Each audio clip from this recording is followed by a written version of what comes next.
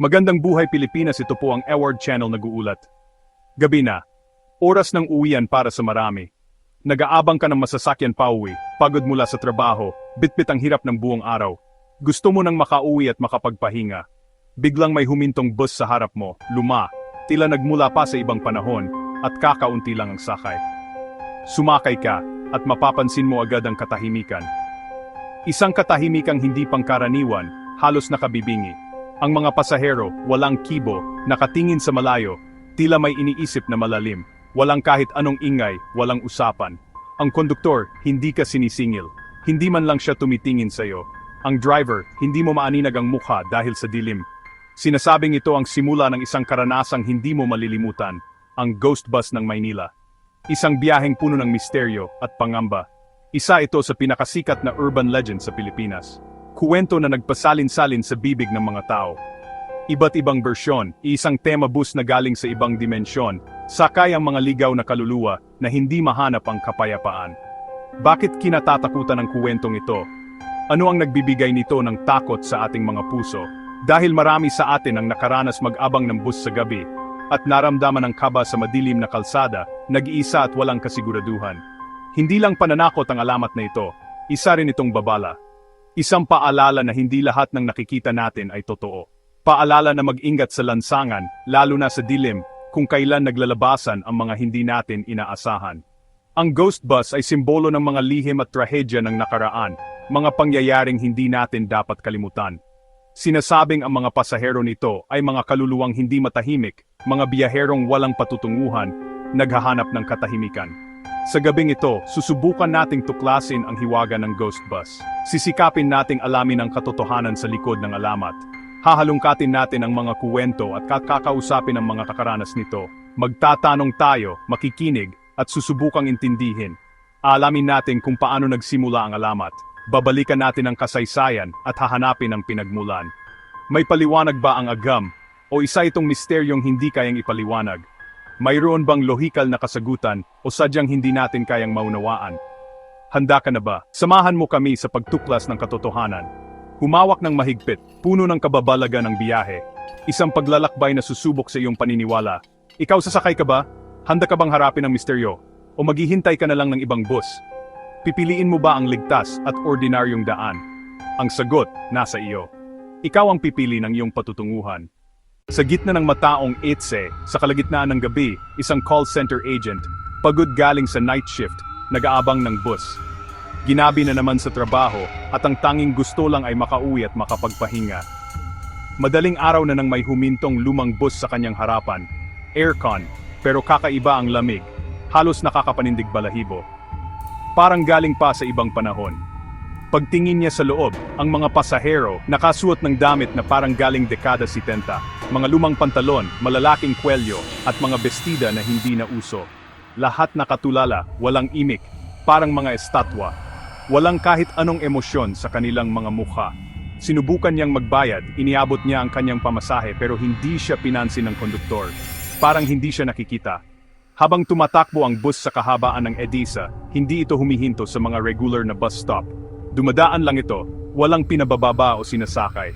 Naglakas loob siyang tapikin ang driver sa balikat para magtanong kung saan sila papunta. Paglingon ng driver, wala itong mukha. Isang nakakatakot na anino lamang. Sa sobrang takot at kaba, wala siyang ibang naisip kundi tumalon palabas ng bus na tumatakbo. Paglingon niya sa kanyang pagtataka, naglaho ang bus na parang bula. Wala na ito sa kalsada. May isa pang kwento tungkol sa isang grupo ng magkakaibigan, masaya galing sa isang party, at nagpa siyang sumakay ng bus pauwi. Agad nilang napansin na sila lang ang maingay sa loob ng bus. Ang ibang mga pasahero ay tahimik, maputla, at tila walang buhay. Isa sa kanila, para basagin ang katahimikan, nagbiro pa, parang may patay. Hindi niya alam na totoo ang kanyang sinabi. Biglang lumingon ang lahat ng pasahero sa kanya, sabay-sabay, at nakita nila ang walang buhay na mga mata na nakatitig sa kanila. Maya-maya pa'y namatay ang ilaw ng bus, at sa dilim, may narinig silang mga bulong na hindi nila maintindihan. Nang bumalik ang ilaw, laking gulat nila nang makita na sila na lang ang natira sa loob ng bus. Wala na ang driver, konduktor, at lahat ng ibang pasahero. Nakahinto ang bus sa tapat ng isang lumang sementeryo, kung saan nakatayo ang mga lapida na may mga pangalang hindi kilala. Sa matinding takot, nagsitakbuhan sila palabas ng bus, hindi na alintana kung saan sila pupunta. Kinabukasan, naglakas loob silang binalikan ang lugar kung saan sila bumaba. Wala na ang bus, tanging ang lumang balita na lamang ng isang aksidente sa eksaktong petsa ng kanilang biyahe ang kanilang natagpuan. Ayon sa balita, lahat ng pasahero raw ng bus na iyon, kasama ang driver at konduktor, ay namatay sa aksidente. Ang mga kwentong ito tungkol sa misteryosong bus, paulit-ulit na naririnig sa mga kanto ng Maynila. Iba-iba man ang detalye ng bawat kwento, isa ang takot at pagkabahala na naiiwan sa mga nakikinig. Ang ghost bus ay tila laging bumabalik sa mga lugar kung saan may nangyaring trahedya, naghahanap ng mga bagong kaluluwa. At sa bawat bagong kwento, may bagong detalye, bagong babala na dapat tandaan upang maiwasan ang kapahamakan. Hindi mo kailanman malalaman kung kailan ka susunod na makakasakay sa bus na ito, o kung ikaw ang susunod na biktima, o kung makakababa ka pa ng buhay. Ang tanong, handa ka bang sumugal? Kaya naman, ang mga nakakita, hindi na muling sumakay ng bus sa gabi.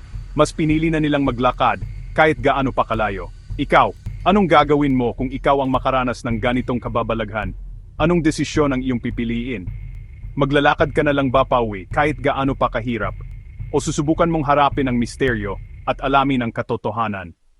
Sa Maynila, sa dami ng mga bus na bumibiyahe sa gabi, hindi mo talaga alam kung anong bus ang iyong sinasakyan. Baka ito na ang huling biyahe mo, ang biyahe na hindi mo na malilimutan. Walang tiyak na ruta ang ghost bus. Ito ay isang misteryo na bumabalot sa mga lansangan. Pwede raw itong magpakita kahit saan sa Metro Manila. Sa gitna ng nagliliwanag na lungsod, nagtatago ang isang madilim na alamat. Madalas daw sa EDSA, kung saan ang mga ilaw ng sasakyan ay tila mga mata na naghahanap. At Commonwealth Avenue, mga lugar ng maraming aksidente, mga lugar kung saan maraming buhay ang biglang nagwakas. Sinasabing ang mga pasahero nito ay mga kaluluwa ng mga biktima ng trahedya, mga espiritong hindi matahimik. Kapag nakasakay ka, dadalhin ka raw nito sa lugar ng aksidente, sa pinangyarihan ng kanilang kamatayan. Isang loop ng takot, isang walang katapusang pagbabalik sa pinagmulan ng kanilang paghihirap. May bersyon din sa mga probinsya tulad ng Baguio, kung saan ang mga kalsada ay puno ng kasaysayan at misteryo. At Cannon Road, kung saan ang bawat liko ay nagtatago ng panganib at alaala. Bawat rehiyon may sariling kwento ng ghost bus, sariling bersyon ng bangungot sa lansangan. Ang mga kalsadang ito, saksi sa madilim na kasaysayan, kung saan ang trahedya ay paulit-ulit na nangyari. Ang bigat ng emosyon at takot ay nananatili sa lugar, nagpaparamdam ng lamig sa bawat dumadaan. Ang ghost bus ay paalala ng mga buhay na nawala, isang simbolo ng mga pangarap na hindi natupad. Isang alamat na nag-ugat sa mga trahedya ng lansangan, isang kwento na patuloy na ikinukwento sa dilim, at patuloy na bumibiyahe sa ating imahinasyon, nagpapaalala na ang kamatayan ay maaring sumakay anumang oras. Saan nga simula ang alamat ng ghost bus? Lumaganap ito nung dumami ang aksidente at bus sa Maynila, dekada 80 at 90. Isang malagim na aksidente raw ang pinagmulan, isang bus na nahulog, walang nakaligtas. Ang mga kaluluwa raw ay patuloy na bumibiyahe, naghahanap ng destinasyon. May teorya ring nag-ugat ito sa mga bus company na nagsara, mga bus na iniwan, naging bahagi ng alamat. Sa pag-uspong ng social media, lalong kumalat ang kwento. Bawat share at comment, dagdag sa misteryo. Nababago man ang detalye, nananatili ang takot.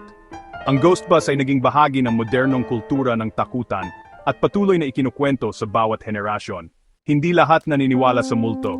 Sabi ng siyensya, may paliwanag highway hypnosis, pagod at antok, nagkakaroon ng hallucination. Pareidolia, nakakakita tayo ng mukha sa anino o tunog sa ingay ng makina. Kapag sinamahan ng takot, nagiging supernatural ang ordinaryong biyahe. May mass hysteria rin kapag may nagsabing may multo, nadadala ang iba. Ang kapaligiran, madilim na kalsada, mausok na bus, nagpapalakas ng imahinasyon. Ang mga simpleng bagay, nagiging ebidensya ng kababalagan. Ang alamat ay nabubuhay sa takot at collective experience. Sa dulo, utak natin ang gumagawa ng multo. Pero minsan, parang totoo talaga. Para sa mga paranormal expert, ang ghost bus ay residual haunting energy imprint ng trahedya. Parang sirang plaka, paulit-ulit na nagpi-play ang nakaraan. May naniniwala ring intelligent haunting mga kaluluwang may unfinished business. Sila raw ay naghahanap ng tulong o hustisya. Ang mga sensitibo lang daw ang nakakakita may third eye. Hindi lahat ay nakakaramdam ng presensya ng ghost bus. May nagsasabing portal ito sa ibang dimensyon, ang mga kalsada ay liminal spaces. Sa mga lugar na ito, manipis ang tabing ng mga mundo. Ang ghost bus hindi lang bumibiyahe sa kalsada, kundi pati sa panahon at espasyo. Isang misteryong mahirap ipaliwanag. Mahilig ang Pinoy sa kuwentuhan mula epiko hanggang urban legend. Ang ghost bus ay modernong alamat, sumasalamin sa takot sa kalsada at sa dilim. Malalim ang paniniwala natin sa kaluluwa at espiritu. Madaling paniwalaan ang kwento ng ghost bus sa kulturang naniniwala sa multo. Urban legend din ito na may aral mag-ingat sa gabi, huwag sumakay sa kahina-hinalang sasakyan. Mas madaling tandaan ang huwag kang sasakay sa ghost bus, kaysa simpleng paalala. Ang takot ay epektibong leksyon. Nagbibigay din ito ng thrill at bonding sa mga tao. Ang misteryo ay nagbibigay aliw at excitement. Ang ghost bus ay bahagi na ng ating pop culture. Marami ang nagsasabing nakaranas ng ghost bus tulad ni Ana na binigyan ng lumang barya ng konduktor at nakita ang bus na naglaho. Para sa kanya, totoo ang karanasan. May mga skeptiko rin tulad ni Mang John, veteranong driver. Sa tagal niya sa kalsada wala pa siyang nakitang ghost bus. Sabi niya, gawa-gawa lang ito ng imahinasyon at pagod. Ang gabi sa kalsada ay puno ng ilusyon, ilaw, anino at antok. Minsan, OA lang ang reaksyon ng pasahero. Para kay Mang John, mas nakakatakot pa ang traffic kaysa multo. Ang ghost bus ay magandang kwento pero hanggang doon na lang. Sa dulo, kanya-kanyang paniniwala. Pinakinggan natin ang mga kwento, sinuri ang mga ruta, at hiningi ang opinyon ng eksperto. May mga personal na testimonya, may paliwanag ang siyensya. Para sa iba, ang ghost bus ay katotohanan. Para sa iba, alamat lang. Sinasalamin nito ang ating lipunan at takot. Ang bus ay metapora ng buhay, minsan tahimik, minsan puno ng kababalaghan. Sa huli, ikaw ang magpapasya, totoo ba ang ghost bus o katang isip lang? Ang ebidensya at kwento ay nailatag na. Ngayon, nasa iyo na ang sagot. Sa susunod na mag-abang ka ng bus sa gabi, mag-isa, sa madilim na kalsada. Ano ang iyong paniniwalaan? Please share at like po at mag-subscribe para po sa susunod na upload content. Ito po, ang A-Word Channel. God bless everyone. Mabuhay Pilipinas. Salamat po. Ingat-ingat. See you next video.